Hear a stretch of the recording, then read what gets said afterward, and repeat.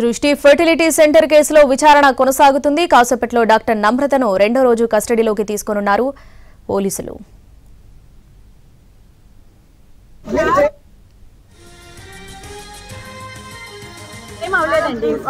మీరు చేసిరు అంటున్నారు కదా? నేనేం చేయలేదండి. అదే కల్లా మన ఆయన ఇన్వాల్వ్ అయ్యారని చెప్తున్నారు.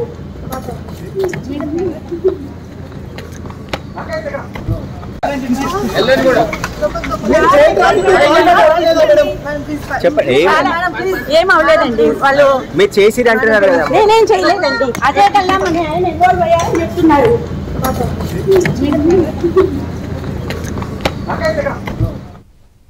సృష్టి ఫెర్టిలిటీ సెంటర్ కేసులో విచారణ కొనసాగుతుంది. కాసేపట్లో డాక్టర్ నమ్రతను రెండో రోజు కస్టడీలోకి తీసుకొనున్నారు పోలీసులు. నార్త్ జోన్ డీసీపీ కార్యాలయంలో నమ్రతను ప్రశ్నించనున్నారు. మొదటి రోజు నమ్రతను 6 గంటల పాటు ప్రశ్నించారు. ఈ కేసులో తన తప్పేమీ లేదని అంటున్నారు నమ్రత.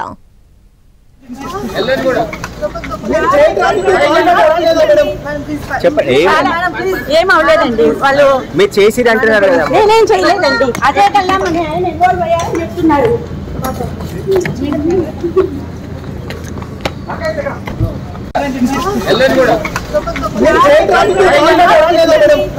చెప్పండి. ఏం అవ్వలేదండి. వాళ్ళు మీరు చేసిరు అంటున్నారు కదా? నేనేం చేయలేదండి. అదే కల్లా మన ఆయన ఇన్వాల్వ్ అయ్యారని చెప్తున్నారు.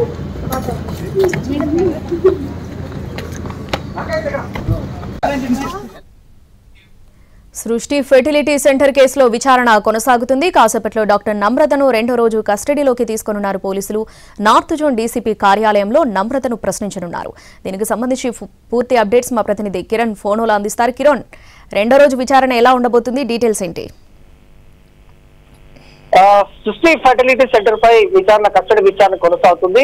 ఈ రోజు రెండో రోజు విచారణ మరికొద్దిసేపట్లో స్టార్ట్ కాబోతుంది. సో మొదటి రోజు 6 గంటల పాటు నమ్రత కీలకంగా వ్యవహరించిన డాక్టర్ నమ్రతను పోలీసులు వివిధ కోణాల్లో ప్రశ్నించారు. ప్రస్తుతం మనం నార్త్ జోన్ డీసీపీ కార్యాలయంలో నమ్రతను ఈ ఫర్టిలిటీకి సంబంధించిన చిన్నారుల కొనుగోలు, అలాగే వృక్షాలకు సంబంధించి కావచ్చు, అలాగే ఇటు స్పామ్ సెంటర్ సంబంధించిన విషయాలు కావచ్చు, ఇదంతా కూడా పలు విధమైన ప్రశ్నలు కాబట్టి ఆమె నుంచి కూడా సమాధానం రాబట్టబోతున్నారు.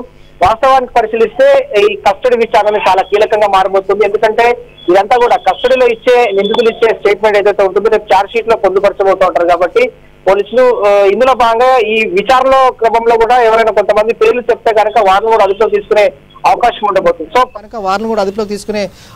ఉండబోతుంది. సో ప్రస్తుతానికైతే హైదరాబాద్, వైజాగ్, విజయవాడ ఈ 3 కేంద్రాలను ఏ విధంగా వ్యవహారం అంతా కూడా మొత్తంగా నడిపించారు. అలాగే రాజస్థాన్ సంబంధించిన దంపతుల నుంచి వీరు చిన్నారులు ఏ విధంగా కొనుగోలు చేశారు, అలాగే ఇదంతా ఎంతకాలంగా కొనసాగుతుంది, ఇవి అన్ని విషయాలపైన కూడా దృష్టి కేంద్రీకరించబోతున్నారు. రెండో రోజు ఇటు సంతోష్తో పాటు కళ్యాణ్ని, అలాగే నమ్రతాని ముగ్గురిని కూడా కలిపి విచారించే అవకాశం ఉంది.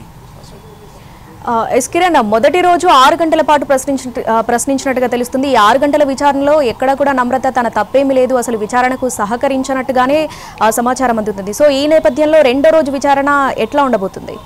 ఎటువంటి ప్రశ్నలు అడగబోతున్నారు?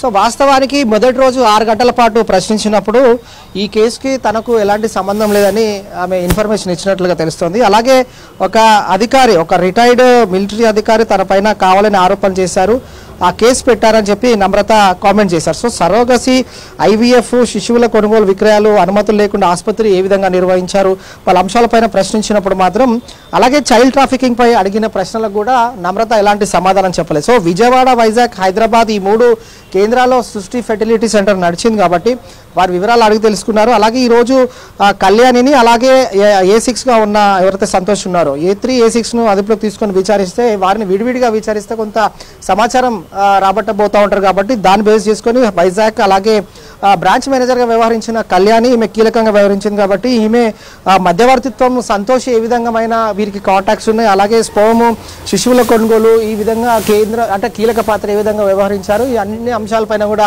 వారిని ప్రశ్నించబోతున్నారు. సో రెండో రోజు ఎలాంటి సమాధానం రాబట్టబోతున్నారు అనే మాత్రం ఆసక్తి ఉంది. వీటి వద్ద నుంచి, అంటే రాజస్థాన్ నుంచి దంపతుల నుంచి ఎక్కడైతే చిన్నారిని కొనుగోలు చేశారో వాటికి సంబంధించిన వివరాలు కూడా కళ్యాణి, అలాగే మధ్యవర్తిత్వం వ్యవహరించిన సంతోష్ వద్ద ఉంటుంది. కాబట్టి వీరిని ప్రశ్నించిన తర్వాత వీరిద్దరి మధ్య అలాగే నమ్రత ఏ విధమైన కాంటాక్ట్స్లో ఉన్నారు, అలాగే ఏ విధమైన ట్రాన్సాక్షన్స్ చేశారు. ఎందుకంటే 30 లక్షల రూపాయలకు చిన్నారిని కొనుగోలు చేశారు కాబట్టి వీరిద్దరి మధ్యత్వంలో సంతోష్ని ఏ విధంగా ఆమె కాంటాక్ట్లోకి వచ్చింది, రాజస్థాన్ దంపతుల నుండి ఏ విధంగా చిన్నారిని కొనుగోలు చేశారు, ఆ తర్వాత కళ్యాణి ద్వారా వీరు మధ్యవర్తిత్వం చేసిన తర్వాత నమ్రత ఏ విధంగా ఆ రాజస్థాన్ దంపతులకు వీరిని ఏ విధంగా ఆ చిన్నారిని అప్పగించారనేది ఇంకా పూర్తి స్థాయిలో కూడా విచారిస్తే మరికొంత సమాచారం తెలిసే అవకాశం ఉంటుంది. కాబట్టి పోలీసులు ఈ రోజు రెండవ రోజు కూడా కస్టడీకి మరికొద్దిసేపట్లో నార్త్ జోన్ డీసీపీ కార్యాలయం తీసుకురాబోతున్నారు. అలాగే కళ్యాణి సంతోష్ని కూడా వారిని విడివిడిగా విచారిస్తే మరింత సమాచారం రాబట్టే అవకాశాలు కూడా ఉంటాయి. ఎందుకంటే 2022లో సృష్టి ఫెర్టిలిటీ సెంటర్ కూడా ఇదే క్రమంలో ఇదే తరహాలో కూడా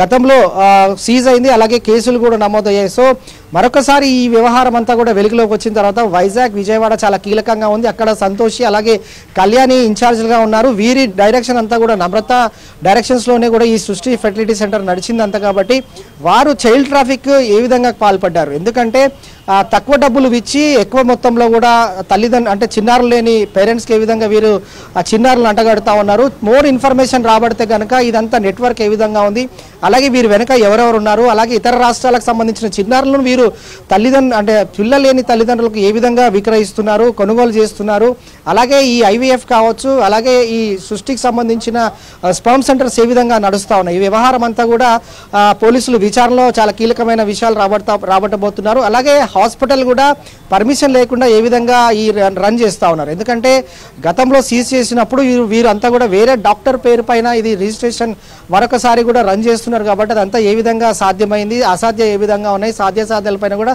పోలీసులు దృష్టి కేంద్రీకరించారు. సో రాజస్థాన్కి సంబంధించిన దంపతులకు ఎక్కడైతే వీరు చైల్డ్ ట్రాఫికింగ్ అంటే చిన్నారిని తక్కువ మొత్తంలో కొనుగోలు చేసిన తర్వాత వీరిని ఏ విధంగా నమ్మించి మోసం చేశారు, విజయవాడ, వైజాగ్, హైదరాబాద్ కేంద్రంగా గడిచిన సంవత్సరం నుంచి కూడా పేరెంట్స్ ఏ విధంగా చీట్ చేశారు. అలాగే వీరి లిస్టులో కూడా కొంతమంది పేరెంట్స్ ఉన్నారు, చిన్నారులు లేని పేరెంట్స్ కూడా ఉన్నారు. కాబట్టి వారిని ఏ విధంగా బురిడి కొట్టిస్తూ ఉన్నారు, అలాగే వారిని ఏ విధంగా మోసం చేస్తున్నారు. చైల్డ్ ట్రాఫికింగ్ అనేది ఇందులో కీలకంగా ఉంది. కాబట్టి వీరు ఏ విధంగా వ్యవహరిస్తూ ఉన్నారు, ఏ విధంగా చిన్నారులను తల్లిదండ్రులకు అప్పగిస్తున్నారు అనేది ప్రధానంగా దృష్టి కేంద్రీకరించారు. కాబట్టి మొదటి రోజు 6 రోజులు కూడా ప్రశ్నించినప్పుడు తనకు ఏ సమాధానం అంటే తనకు తప్పేమీ లేదని వ్యవహరించినప్పటికీ కూడా ఈ హాస్పిటల్ అంతా రన్ చేయడం, శిశువులు క్రయ విక్రయాలు చేయడం, అలాగే సృష్టి ఫెర్టిలిటీ సెంటర్ వైజాగ్, విజయవాడ, హైదరాబాద్లో ఏ విధంగా వ్యవహారం అంతా కూడా నడిపించారన్న దానికి మాత్రం ఇప్పటివరకు సమాధానం రాలేదు. సో ఇప్పుడు A3 కళ్యాణ్ అలాగే A6 సంతోష్ని కూడా విడిగా విచారించిన తర్వాత వారి నుంచి వచ్చే ఇన్ఫర్మేషన్ బేస్ చేసుకొని నమ్రతను మరొకసారి ప్రశ్నించే అవకాశం కూడా ఉంటుంది. సో ముగ్గురిని కూడా కలిపి విచారించే అవకాశం ఉంటుంది. వీరిచ్చే ఇన్ఫర్మేషన్ చాలా కీలకంగా కాబోతుంది. కాబట్టి మరికొన్ని అరెస్టులు కూడా ఉండబోయే అవకాశం ఉంది. ఎందుకంటే వీరిచ్చే కీలకమైన సమాచారం బేస్ చేసుకొని ఎవరైనా చైల్డ్ ట్రాఫికింగ్ హైదరాబాద్లో కూడా ఇటు రాజస్థాన్ బేస్ చేసుకుని ఏవైనా ముఠాలు ఉన్నాయా, అలాగే ఏ విధంగా వీరు చిన్నారులను హైదరాబాద్ తరలిస్తూ ఉన్నారు, ఇదంతా కూడా ఈ ఇన్వెస్టిగేషన్లో భాగంగా కీలకమైన సమాచారం రాబట్టబోతున్నారు. కాబట్టి రెండో రోజు ఇటు కళ్యాణి, సంతోషి, నమ్రత చాలా కీలకంగా స్టేట్మెంట్ రికార్డ్ చేయబోతున్నారు. రెండో రోజు విచారణ అనేది మాత్రం ఆసక్తి నెలకొంది. Right Kiran, thanks for the updates.